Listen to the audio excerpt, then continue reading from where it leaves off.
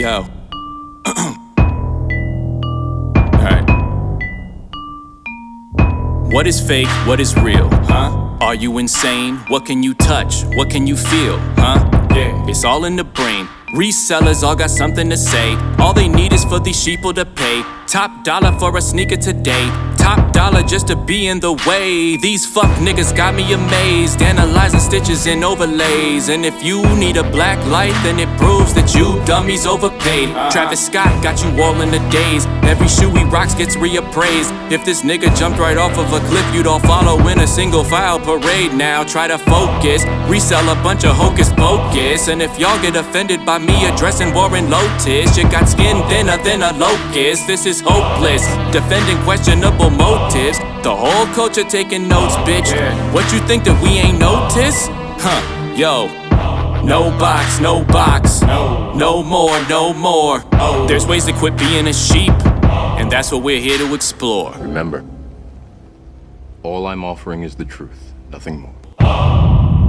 Welcome to Fun with UAs.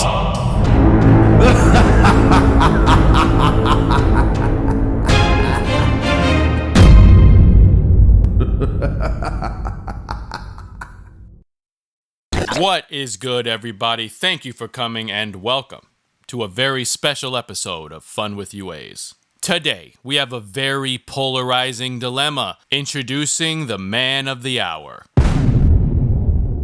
Warren Lotas, the creator of hit custom sneakers such as the Stussy Dunk SB with Jason swoosh, the Heineken Dunk with Jason swoosh, the Jason Voorhees Dunk with Jason swoosh, and the most egregious display of them all, the current staple Pigeon Dunk with Jason swoosh and a pigeon.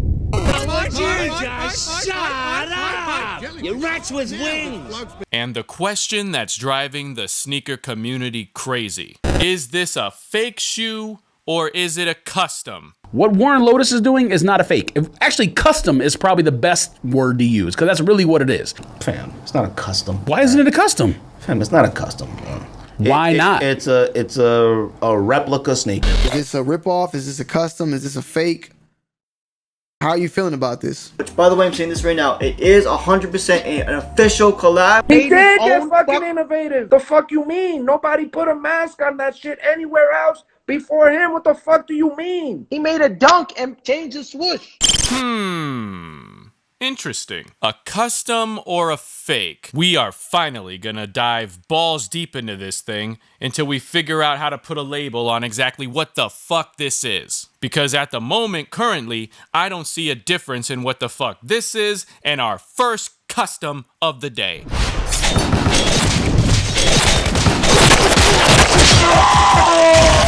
Boom shakalaka. The off-white Jordan 4 Bread.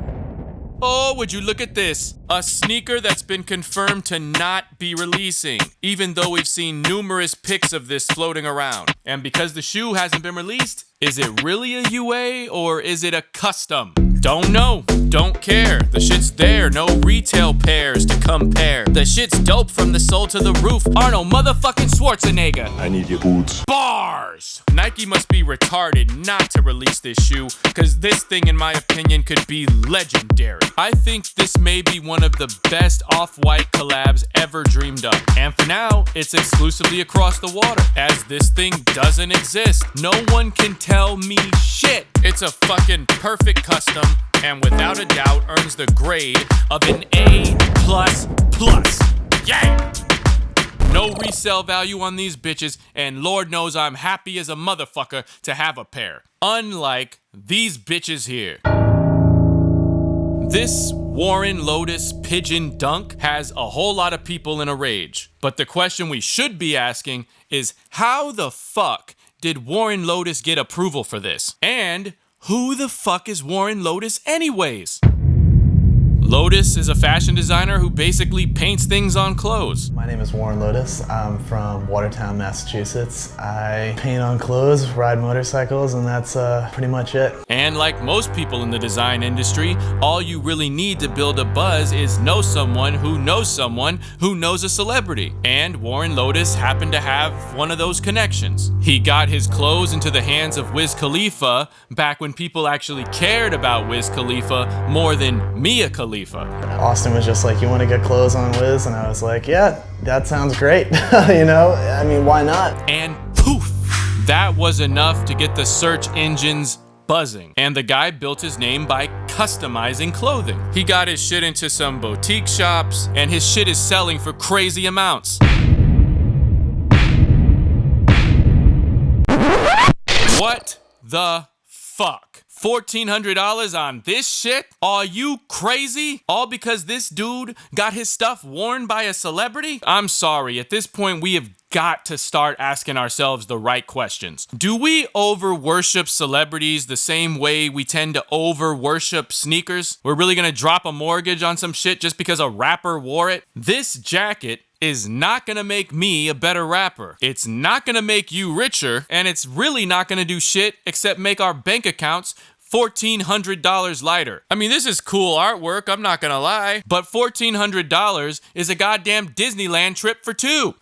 Sheep mentality. Fuck that shit, bro. I'd rather rock a $15 t-shirt with a picture of the Joker on it than spend $1,400 on this bullshit. So how did we get here? No matter how sinister we may feel it is as a sneaker community, Warren Lotas made a brilliant chess move. He used everything he learned about how easily sheep can be led as long as their shepherd has some kind of clout. He took the classic Nike Dunk silhouette and New Line Cinema's classic pop culture serial killer, Jason's face, and slapped it on a Nike swoosh. And he's selling it for $300 a pop. Meanwhile, resellers got that shit online for billions. And I'm over here chilling with another designer brand like this.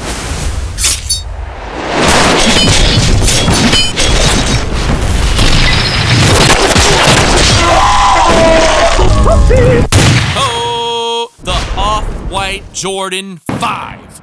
Holy shit, this monstrosity is dope in hand. I didn't think I'd like it as much as I do, but this dystopian future do-it-yourself design is hitting. And when compared to all the regular sources of stock photos and consignment shops supposedly getting early pairs, this thing matches up. This shoe is so goddamn hyped up since Off-White just did a women's collab on one of the fours that resellers are foaming at the mouth like a goddamn rabid dog ready to smash you upside the skull to the tune of $1 million. God damn! And people wonder why UAs are on the rise. Reselling is the sun, and all this bullshit just revolves around it. They can all suck dick, all I give a fuck. Because look at this shit. How many times do I have to show y'all a shoe undetectable on feet for you to wake up? Motherfuckers out here claim to have it early? Well, so do I. And the only reason people are claiming to see differences is because I'm Trollmaggedon, a guy who openly rocks UAs. If I stepped out of a Beamer wearing this shit, you'd think it was real. A testament to how easily influenced you all are. The same reason Warren Lotas is out there selling a fucking jacket for $1,400. Cause y'all saw Wiz Khalifa endorsing it. Fuck outta here. The Off-White Jordan 5. Nothing off enough to matter. Consignment shops probably got the same shit for sale right now. And this UA is easily deserving of an A+. Cause haters are the only ones who's gonna say this shit is fake. When you see Jeff Staple wearing them in a video, what you gonna do? If Jeff Staple wears them, then okay. Then that's different. No, it doesn't change it. It doesn't change it. Why would he wear them? He has real ones. It's a collab! Stop calling it that. I don't care what Jeff Staple said. That wasn't him. I don't believe it. So Warren Lotas has a weapon of mass destruction that he's using to legitimize this release. And it goes by the name of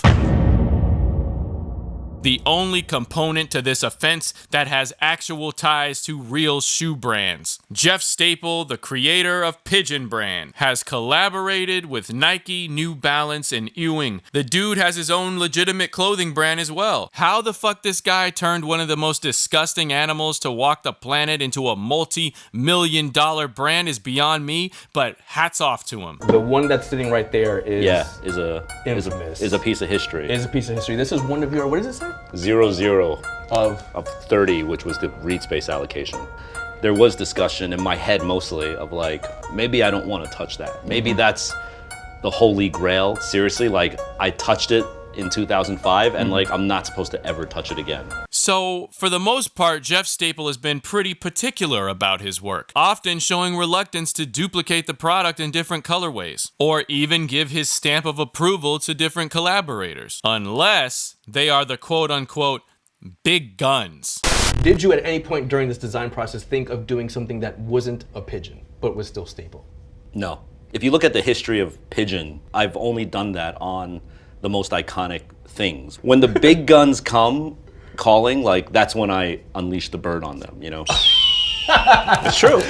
There's been collabs I've said no to, and there's been collabs where I was like, we can't do the pigeon on this, I'm sorry, you know? Really? So, yeah. But Warren Lotas isn't a big gun. Hell, he's barely even original. What the fuck were you thinking, Jeff? Only put the bird on what I feel comfortable with. Yeah, the brand has to mean something iconic to me personally, you know? What the hell is iconic or screams big guns about Warren Lotas? The man takes a shoe he didn't design, a colorway that he didn't come up with, and stole the likeness of a pop culture icon that he doesn't own the rights to. And he's having his shoes made by other people. I'm confused as hell. What happened to this guy? 2 years ago, he did things that mattered to him. Hell, the pigeon dunk was pretty much a testimony to originality and creativity. Do you think that's a system-wide problem at Nike? Potentially, that like, there's a lot of hype-driven decisions that are being made of like, what is the quickest? Like without substance? Yes. Gotcha. Yeah.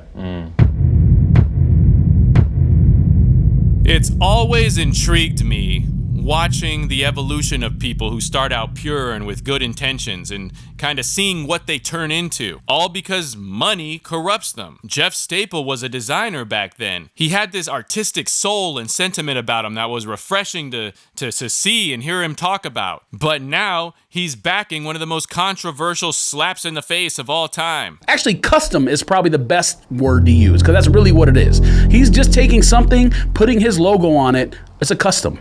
Fam, it's not a custom. It's a replica. It's a custom. It's a replica of this. That's it. It's a custom. It's a replica. It's made in a factory. It's a replica built thing. It's being custom made, is it not? No, it's being factory mass produced in overseas by people who make replica sneakers. I love this show, especially this episode. Check out the Sneak This podcast on YouTube. The beauty of this argument here is that both these guys are anti-UA shoes. Now, one of them is seeing this thing for what it really is, and he's saying, no, I'm keeping the same energy. While the other is saying he doesn't give a fuck. He wants it because it looks like the pigeon dunk, and Jeff Staples got his endorsement on it. He's even advocating for it to being called a custom, not even realizing that he's going hard to justify the purchase of, for now, in my opinion, is a UA sneaker. Lord Jesus, if this shoe is a custom, then so is this one. Who killing them in the UK? Everybody gonna say UK. Reluctantly, most of these press don't fuck with me. Estelle once said, tell me cool down. The motherfucking Yeezy one. Blink, bitch. Holla at the next chick soon as you're blinking. This may be one of my favorite customs to date. Shout out to Rep Mafia for the plug on these. I didn't think they were making this shit, but damn, they do. And it looks fucking immaculate. Let's be fucking real. None of us will ever get a chance to wear this shoe in our lifetime because the punk bitch-ass resellers are pushing this crack cocaine of a shoe to the tune of $1 billion a day. Ah, Dios mío. I'm good. I'm secure in myself, and I'm a fucking adult. Spending that kind of money on any shoe is mental retardation at its finest. I'll go across the water for these shits all day. The colors are on point, the textures and shape is dead on, they feel comfortable and plush inside, the box came in looking as if it were 10 years old, and of course, it glows, motherfucker, it glows. The Yeezy 1, a sneaker possibly on everyone's grail list, and in 2020, you can find yourself a pair today for the low. You just gotta detach yourself from the fraudulent shackles of this retail-only mentality. This UA or custom is perfect in my opinion, and receives the new grade of an A+++++. Chillpocalypse! Yeah! At the core, I think I'm still a designer, definitely. I know this because I can't turn off looking at the world as a creative and a designer. A lot of my life has morphed into being like a business person. I have to turn that switch on. Like I have to get into business mode or like finance mode. Okay, I feel like the businessman part of this is what drove Jeff Staple to make this completely ill-advised decision to back Warren Lotas. This dude is making a name for himself, and not really in the best way. But hey, they say all publicity is good publicity. Lotas probably should have stayed the fuck out of the sneaker culture though, because he is completely wrong in two ways. What makes a shoe fake or real in the mind's eye? A shoe manufactured in a Nike contracted factory and sold in a Nike authorized retailer is considered real. If not, it's considered fake. But what about legally? Our laws involving reselling and customizing is largely unexplored and creates a giant gray area for people to avoid legal repercussions. And it is in this gray area that Warren Lotas is thriving. People probably think that Nike just doesn't care, but they have gone after people before, and more than a few times. I believe that copyright and trademark laws are being broken here. Warren Lotas is walking a very thin line. And if we explore Nike's history a little bit, we are going to see the looming threat potentially heading his way.